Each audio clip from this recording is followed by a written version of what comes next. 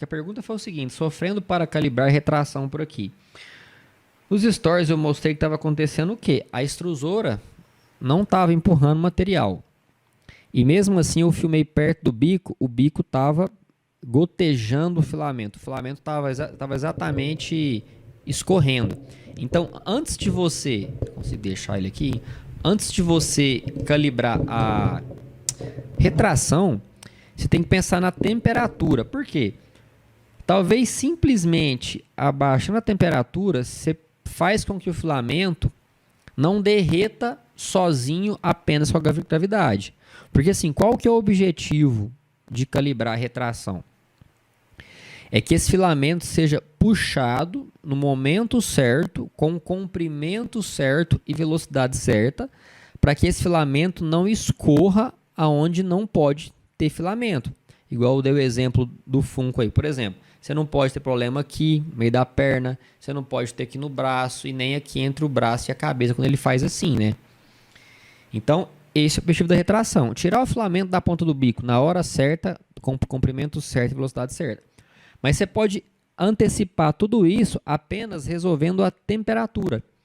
Porque se você pode até deixar esse filamento na ponta do bico, ou tirar ele um pouco mais tarde, ou tirar ele mais devagar, se o bico não estiver tão quente a ponto de derreter esse filamento sem esforço. Ou seja, sem a extrusora estar empurrando. E se esse filamento, ó, a extrusora não está empurrando, o filamento não tá derretendo, tá ótimo. Como é que você faz isso? Pode simplesmente abaixar a temperatura. Não vai derreter tão facilmente. Eu mostrei nos stories, trocando filamento, tava o bico parado. Desculpa, o bico tá parado sempre, né? Ficou imprimindo. Tava a extrusora parada e eu filmei o filamento escorrendo. Não chegou a gotejar, mas ele tava escorrendo, porque o bico tava muito quente. Beleza? Então, sofrendo para calibrar a retração por aqui, começa com a temperatura. Aí depois você tem que fazer o segundo passo, que é o quê? Calibrar a retração, que tem o comprimento, que é o quanto você puxa, e depois a velocidade, que é a velocidade que você vai puxar. Lembrando que é o seguinte, nessa ordem e uma variável que você vai alterar por vez. Você não vai, por exemplo, falar, eu vou pegar lá e vou mexer na temperatura, não sei se deu certo, vou ver a retração, comprimento. Isso é um erro muito grande, porque você não sabe qual das 6 variáveis está resolvendo. Se a temperatura mais baixa, o comprimento de retração mais alto, ou se a velocidade de retração mais alta. Você não sabe qual dos três está resolvendo. Você não sabe qual dos três você pode avançar, qual dos três está tendo alguma melhora, né? Ao invés de você, esse aqui eu cheguei no meu limite, temperatura não vai mais, comprimento, esse é meu limite, e depois retração, depois velocidade, entendeu? Um de cada vez, chegando no limite de cada um. Temperatura mínima, comprimento máximo, velocidade máxima. Beleza? As 3 variáveis. E aí, se isso não der certo, você pode secar o filamento, pode ser umidade. E se não der certo também, usar um lubrificante para facilitar a retração. Porque quando você puxa o filamento, talvez você possa ter uma retração muito alta, tanto em comprimento quanto em velocidade. Você puxa o filamento.